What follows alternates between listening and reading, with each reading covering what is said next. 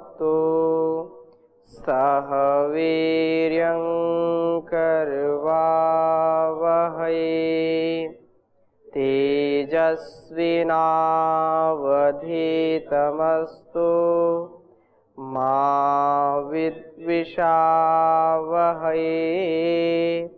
ओम शांति शांति शांति।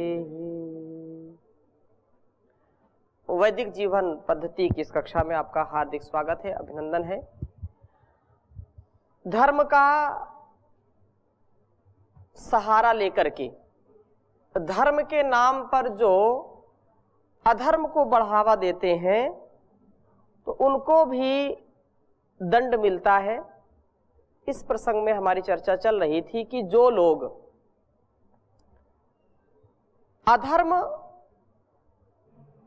युक्त कर्म करके उसको धर्म में लगाते हैं या धर्म का नाम लेकर के अधर्म करते हैं, दोनों बातें हैं, उन लोगों को भी इस कर्म फल व्यवस्था से कभी भी निजात नहीं मिल सकती है।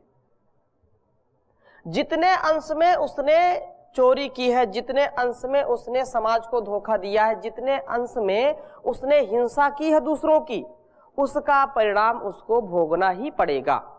और जितने अंश में उसने सेवा की है, दूसरों को जो है सहायता की है, दूसरों का उपकार किया है, उतने उतने अंश में उसको पुण्य मिलेगा।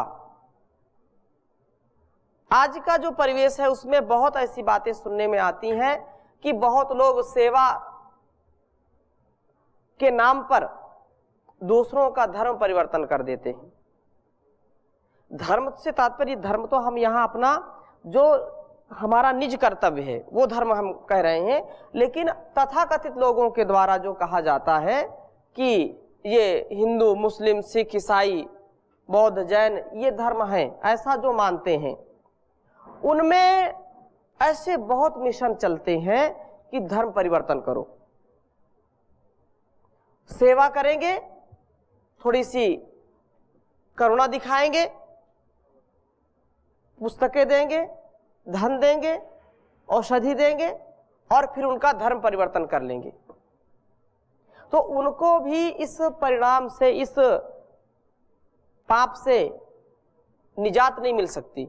वो पाप कर रहे हैं, वो जो दूसरों के भावनाओं से खिलवाड़ करते हैं या ये समझते हैं कि छल हम करके दूसरों को अपने में मिला लेते हैं, ये भी एक बहुत घोर पापयुक्त कर्म है। धर्म के आधार को लेकर के धर्म की आड़ में अधर्म का पालन कर रहे हैं।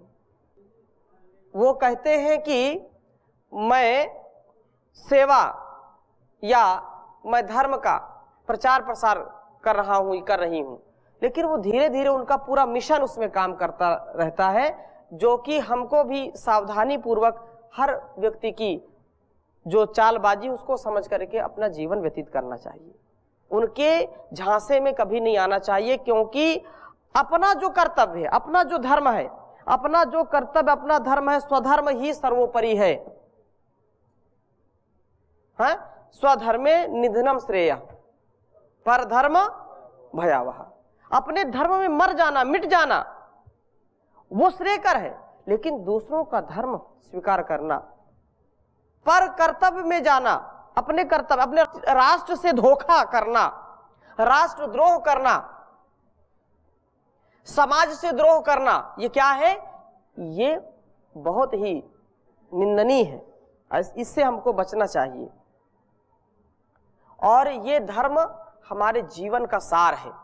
यदि धर्म नहीं होगा तो हम नहीं होंगे। इसके संदर्भ में श्लोक मैं आपके समक्ष रख रहा हूं, जो बहुत ही अनुकरणीय है, जो प्रत्येक मनुष्य को धारण करना ही चाहिए। जीवंतम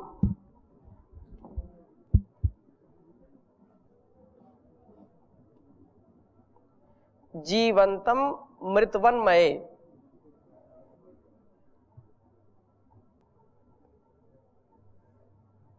जीवंतम मृतवन मन्ये मन्ये देहिनम धर्म वर्जितम। बहुत बड़ी बात कही। देहिनम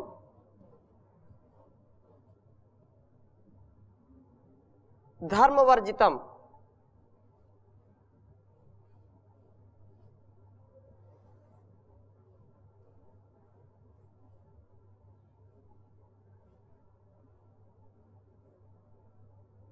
वर्जी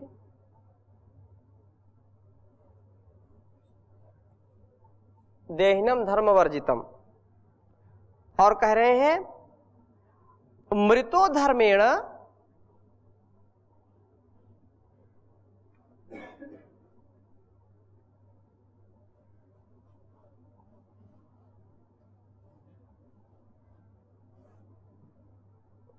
मृतो धर्मेण संयुक्तो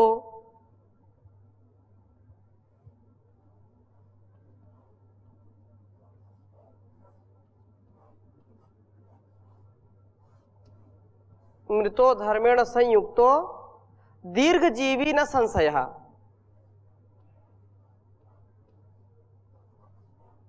दीर्घजीवी न संशयः।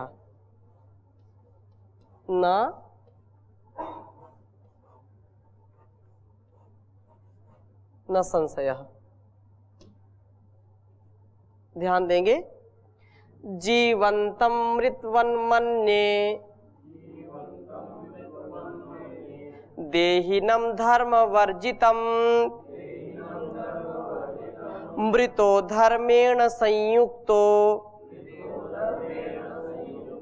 दीर्घजीवी न संशयः। मृतो धर्मेण संयुक्तो दीर्घजीवी न संशयः। कहने का आशय ये है कि प्रत्येक जीवंतम मृतवन मन्ये देहिनम धर्म वर्जितम, जो धर्म का पालन नहीं करता इस जीवन में, प्रत्येक देहधारी प्राणी को जो धर्म से रहित है, धर्म युक्त कर्म जिसके नहीं है, उसे मरा हुआ ही मृतवत मन्ये, मैं उसको जीते जी मरा हुआ समझता हूं। जीते जी मैं उसे जीवंतम, जो जीव है वो इस देहिना मृतवन मन्ये, वो जीते जी मरे के समान है। उनको मरा हुआ समझना चाहिए जो इस जीवन को पाकर के धर्म का पालन नहीं करते, धर्म का आचरण नहीं करते, वे जीते जी मरे हैं। किंतु जो धर्म का पालन करता हुआ मरता है, उसे मृतो धर्मेण संयुक्तो दीर्घजीवी न संशयः। जो व्यक्ति जब तक जीता है, धर्मयुक्त जीता है, धर्म का पालन करते हुए जीता है, तो समझो कि वह व्यक्ति मरते हुए भी, मर करके भी वो अमर हो जाता है, वो दीर्घ जीवन को प्राप्त हो जाता है। उसे दीर्घ जीवी जानना चाहिए, इसमें कोई संशय का स्थान ही नहीं है। स्वयं आप समझते हैं कि जितने भी महापुरुष हमारे हुए हैं, लाखों वर्ष पुराने समय के जो भी विद्वान ऋषि मुनि महापुरुष हुए, हजारों वर्ष सैकड़ों वर्ष के महापुरुषों को आज हम स्मरण करते हैं, याद करते हैं। वो शरीर से हमारे बीच में नहीं है, लेकिन उनका जो चरित्र, उनका जो ज्ञान, उनका जो जीने का ढंग धर्म से युक्त था, जिससे आज भी हम उनको स्मरण करते हैं। वो आज भी जीवित हैं, वो आज भी हमको प्रेरणा देते हैं। शरीर जातस्य ही ध्रुव मृत्यु, जिसका जन्म हुआ है उसकी मृत्यु तो निश्चित है, कोई संशय नहीं है। परंतु जीना उन्हीं का अच्छा है जिन्होंने धर्म पूर्वक, परोपकार पूर्वक अपने जीवन को जिया है। भले ही वो कुछ दिन के लिए ही रहे हों, और कोई सैकड़ों वर्ष भी जिए लेकिन धर्मयुक्त आचरण ना करे, उसके जीवन में कोई जो है पवित्रता या कोई दूसरों को उत्साह देने वाला, दूसरों को प्रेरणा, दूसरों को प्रकाश देने वाला कोई भी गुण ना हो जिसके जीवन में, वो व्यक्ति कभी भी दीर्घजीवी नहीं हो सकता। वो जितने दिन जिएगा, एक मान के चलिए कि धरती का बोझ है। जो अज्ञानता में, अविवेक में, अधर्म में, प्रमाद में जो जीता है, वो जीते जी मृत्यु का आलिंगन ही करता रहता है, पशु के समान ही विचरण करता है। इसलिए हम जब तक जिए तब तक पूरे धर्म का पालन करते हुए, स्वस्थ रहते हुए, अपने में स्थित रहते हुए धर्म कर्म करें, जिससे हमारा जीवन ही सार्थक होगा। कोई बात इस पे पूछनी हो तो पूछ सकते हैं। जी स्वामी जी। जी, आपने बताया कि पशुओं के समान जीना है, धर्म नहीं करता है जी, लेकिन जो पशुओं से काम लिया जाता है वो क्या है, धर्म है, परोपकार है, क्या उत्पीड़न है? जो पशु हमारे काम में आते हैं, सभी पशुओं का तो काम नहीं हम लेते। हाँ, भेड़िए का, शेर का कोई जो है बैल के जैसा काम नहीं ले सकता। तो जिन पशुओं से हम कार्य लेते हैं, उन पशुओं का ये कर्तव्य है, ये उनका कर्तव्य का मतलब उनसे यही, वो इसी के लिए है ही है। जैसे घोड़े हैं, हाथी हैं, बैल है, और जोटे बोलते हैं, भैंसा, तो भैंसे हैं, उनका उपयोग इसी में लिया जाता है। उनका कोई कार्य है नहीं। गधे का भी लोग उपयोग ले लेते हैं, खच्चर का है, हाँ, उनकी उपयोगिता खत्म हो जाएगी, फिर उनका अस्तित्व भी खत्म हो जाएगा। तो जो पशु भार ढोने के काम में आते हैं, उनसे वो कार्य कराया जाता है। जो हल जोतने के काम में आते हैं, उनसे हल जुतवाया जाता है। ये पशु उपकार नहीं करते किसी के ऊपर ना। पशु कितना भी हिंसक हो जाए, कितना भी अहिंसक हो जाए, कितना भी परोपकारी हो जाए, कितना भी अपरोपकारी हो जाए, उसके किए हुए कर्म का जो फल है उसको मिलता नहीं है, कर्माशय उसका नहीं बनता है, क्योंकि वो भोग योनि है, वो अपने भोग को भोग रहा है। हाँ, उससे जो काम ले रहा है उसका ये कर्तव्य है कि जिससे भी काम ले रहा है, ये उसके अंदर ये भावना नहीं होनी चाहिए कि ये बैल है तो इसी के लिए काम में इसको लो। उसको समय से पानी देना, समय से चारा देना, समय से उसकी देख रेख करना, कभी बीमार हो गया तो औषधि का प्रयोग करना। ऐसा नहीं कि नहीं ये भोग योनि तो करेगा, उसके प्रति भी करुणा का भाव उसके अंदर होना चाहिए। जिस पशु से हम कार्य ले रहे हैं, ये हमारा कर्तव्य है, ये हमारा धर्म है कि उसके प्रति हमारी हिंसा ना हो, अर्थात उसके सेवा में, पशु की भी सेवा में। अब आप देखते हैं, अब गांव में सबसे पहले पशुओं को चारा देते हैं, सामर्थ्य के अनुसार काम ले। हाँ हाँ, यदि सामर्थ्य, वो बीमार है और आप उसको हल में लगा रहे हैं, वो बीमार है, आप उसके ऊपर भार दे रहे हैं, वो चल नहीं पा रहा है, तो ये पशुओं के प्रति क्रूरता है, ये दया नहीं है, ये अधर्म है। जी। ओम जी। स्वामी जी, जो कर्म फल का जो बात है, यदि पशु का यदि कर्तव्य अच्छा काम करने से यदि उनका कर्म का फल नहीं मिलता है, तो पशु क्या सभी जन्म में क्या पशु बनेगा? मनुष्य सभी जन्म में पाप करे पुण्य करे मनुष्य ही बनेगा? ऐसा नहीं है, ऐसा नहीं है। एक बैलेंस, एक संतुलन होता है, इस संतुलन के तहत ही सारा कार्य होता है। ऐसा कहीं नहीं कि वो पाप करता रहे उसको मनुष्य का जीवन ही मिलता रहेगा, या कोई पशु है तो पशु का जीवन ही मिलता रहेगा, ऐसा नहीं। जिस समय उसका भोग समाप्त हो जाएगा वो फिर दूसरे व्यवस्था में चला जाएगा जो पशु है। और ये मनुष्य यदि अच्छे कर्म करता है, साथ साथ पाप भी करता है, तो यदि डिसबैलेंस हो गया, आधा आधा, या आधा पाप किया आधा पुण्य किया, उसमें पुण्य का ज्यादा भाग है तो मनुष्य का जीवन मिलेगा, और पाप का ज्यादा भाग हो गया तो फिर जिस स्थिति में उसने पाप किया वैसा उसको जीवन मिलेगा। ये हम बड़ों से और शास्त्रों से सुनते हैं।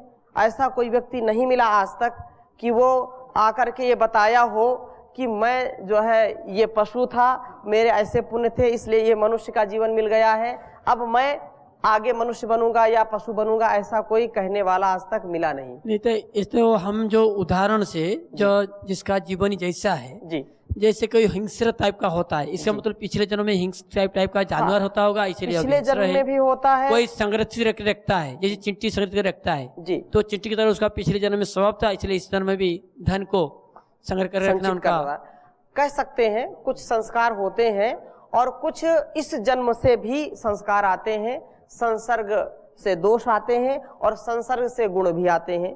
तो इस जन्म का भी हो सकता है और पूर्व जन्म का भी हो सकता है। इस जन्म में जिसने बहुत पुरुषार्थ किया तो बहुत अच्छा बन सकता है, नहीं पुरुषार्थ किया तो जहां है वहीं खड़ा रहेगा। वो यात्रा तो करनी पड़ेगी, धर्म की, कर्म की, पवित्रता की, निष्काम भाव की, सत्संग की, ईश्वर के प्रति कृतज्ञता का जो सफर है उसको तय करना पड़ेगा।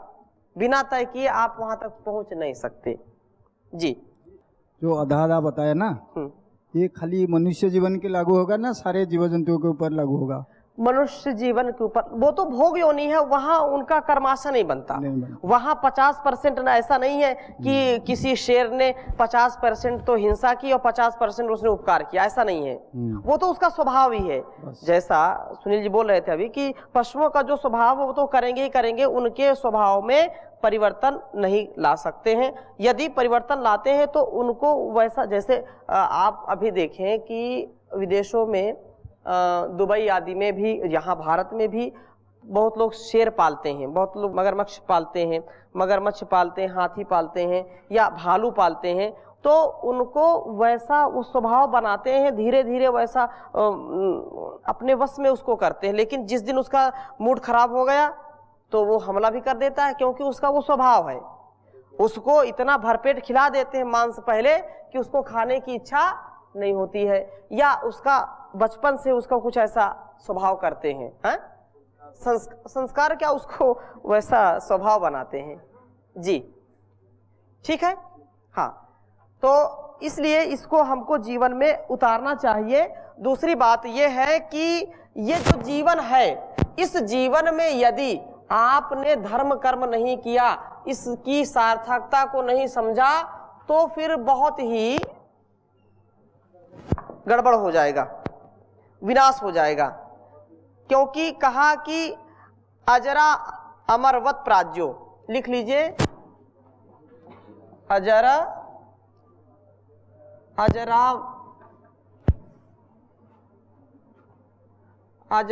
अमरवत प्राज्यो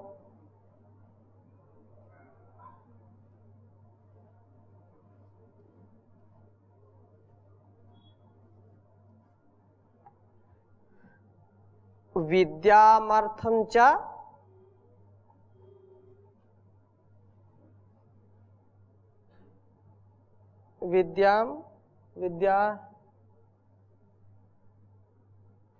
विद्यार्थम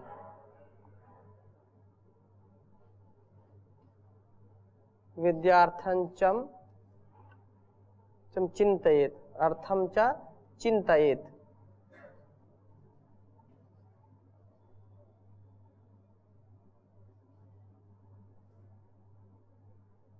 चिंतयेत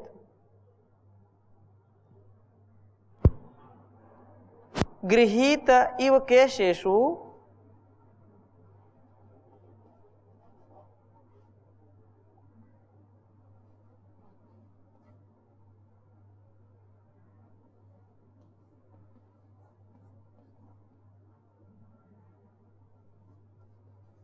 गृहीत इव केशेषु मृत्युना धर्ममाचरेत, मृत्युना धर्ममाचरेत,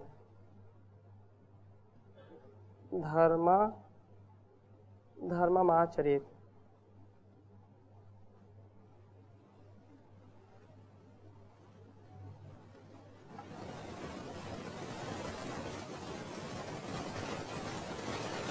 अजरामरवत् प्राज्ञो विद्यामर्थं च चिन्तयेत् गृहीत इव केशेषु मृत्युना धर्ममाचरेत् अजरा अमरवत् प्राज्ञो विद्या अर्थम च चिन्तयेत् गृहीत इव केशेषु मृत्युना धर्ममाचरेत्। कह रहे हैं कि बुद्धिमान है, जो प्राज्ञ है, जो ठीक ठीक जान रखता है, उस मनुष्य को अजर अमर की तरह विद्या का अर्थ का चिंतन करे कि मैं अजर हूं, अमर हूं। विद्या को कभी भी बोझ ना समझे, विद्या में लगा रहे। आज नहीं तो कल विद्या की सिद्धि होगी ही होगी। विद्याम अजर अमर की तरह विद्या का और अर्थ का चिंतन करे। लालच नहीं करनी चाहिए बहुत अधिक कि बस लगा रहे, सतत उस सेवा में लगा रहे, विद्या अर्जन में लगा रहे और धर्म संचय में, धर्म और अर्थ पूर्वक धर्म चलता है और अर्थ से धर्म चलता है। तो धर्म पूर्वक अर्थ का संचय वो अजर अमर की तरह करे। उसको उसके जीवन में ये नहीं आना चाहिए कि मुझको जो है आज ही धनवान बन जाना है, क्योंकि धन तो यही रह जाएगा। जिस दौलत पर तुझे है भरोसा, जाने कब तुझे दे जाए धोखा, ये तो लुट जाए सरेआम रे। तो धन के लिए वह पाप ना करे, धन के लिए हिंसा ना करे, क्योंकि धन तो साधन है। धन के लिए, अर्थ के लिए वो ऐसे प्रयोग करे। दूसरा, विद्या के लिए भी, विद्या जितनी भी विद्या उसको मिलती जाए, उस विद्या में वो प्रमाद रहित होकर के चलता रहे लगातार। और किंतु धर्म का सदा ही यह विचार कर पालन करे कि मृत्यु ने मेरे केस पकड़ रखे हैं। गृहीत इव केशेषु, गृहीत इव केशेषु मृत्युना धर्ममाचरेत्। अजर और अमर है ये जीवन। क्या है? अजर और अमर है जीवन। मतलब ये शरीर तो नश्वर है, लेकिन आत्मा क्या है? अजर और अमर है। जीवन, ये जीवन है, फिर आगे जीवन है, पहले भी जीवन था। ऐसी भावना से व्यक्ति को विचार करके, ऐसी भावना से ओतप्रोत होकर के विद्या का और अर्थ का चिंतन करना चाहिए। उसका अर्थ का और विद्या का चिंतन करना चाहिए। परंतु गृहीत इव केशेषु मृत्युना धर्मम आचरेत, धर्म के विषय में केवल चिंतन ना करे। धर्म तो जितना अधिक कर सकता है उतना करे, क्योंकि जो है गृहीत इव केशेषु, हमारे जो है मृत्यु ने हमारे बालों को पकड़ रखा, चोटी को पकड़ रखा है। ऐसे जैसे लगे कि बिल्कुल खींच रहा, मृत्यु जो है यम अपनी ओर हमको खींचे ले जा रहा है। दीर्घ जीवन की प्राप्ति नहीं है, ऐसा मन में विचार करें कि जो धर्म करना है आज कर लें।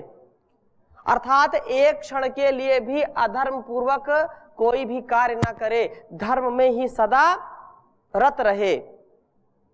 मृत्यु ने मेरे केस पकड़े हुए हैं, अर्थात मृत्यु का भय करते हुए सदा धर्म का आचरण करे। धर्म के आचरण में कभी भी प्रमाद ना करे। अपने निज कर्तव्य को, अपने वाणी व्यवहार को, अपने स्वभाव को, अपने द्वारा किए हुए और जो कर रहे हैं उन कृत्यों का सदा ध्यान रखे, क्योंकि यह मृत्यु पता नहीं कब हमको बुला ले जाए। सामान 100 बरस का है, पल की खबर नहीं। ये जीवन इतना निसार है कि जैसे बुलबुले के तरीके, जैसे कमल के ऊपर एक पानी की बूंद होती है और जैसे ही हवा का झोंका आता है वो लुढ़क जाती है, वैसे ही मृत्यु का स्वरूप समझना चाहिए कि पता नहीं कौन सा झोंका आए और कमल दल पर जो पानी की बूंद है वो नीचे गिर जाए। तो ऐसी स्थिति में हम धर्म का आचरण ना छोड़ें, धर्म सदा करते रहें। तो आगे चलते हैं, आगे इसकी चर्चा और बढ़ाते हैं, क्योंकि धर्म के विषय में बहुत ही प्रकार से धर्म को समझने का हमने प्रयास किया है। थोड़ी सी चर्चा और करके कह रहे हैं कि उत्थाय उत्थाय बोधव्यम, उत्थाय उत्थाय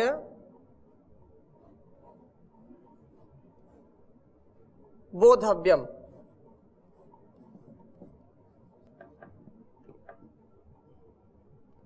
उत्थाय उत्थाय बोधव्यम किम अद्य सुकृतम कृतम, किम अद्य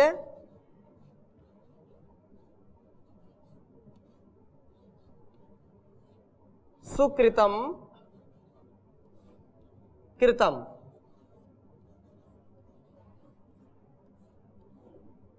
उत्थाय उत्थाय बोधव्यम किम अद्य सुकृतम कृतम आयुषः खंडमादाय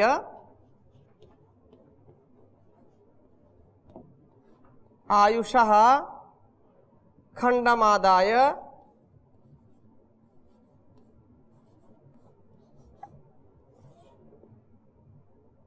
खंडमादाय रविरस्तम गमिष्यति।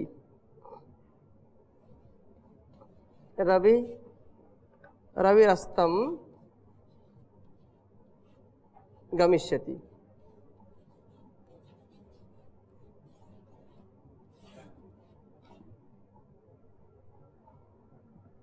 उत्थायोत्थाय बोधव्यम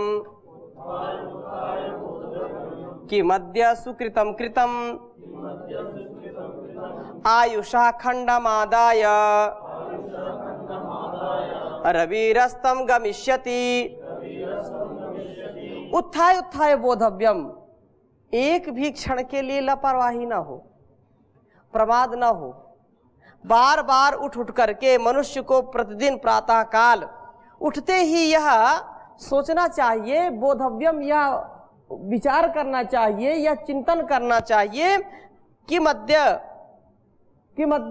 सुकृतम कृतम। तो आज यहीं तक, शेष चर्चा अगले भाग में करेंगे। ओ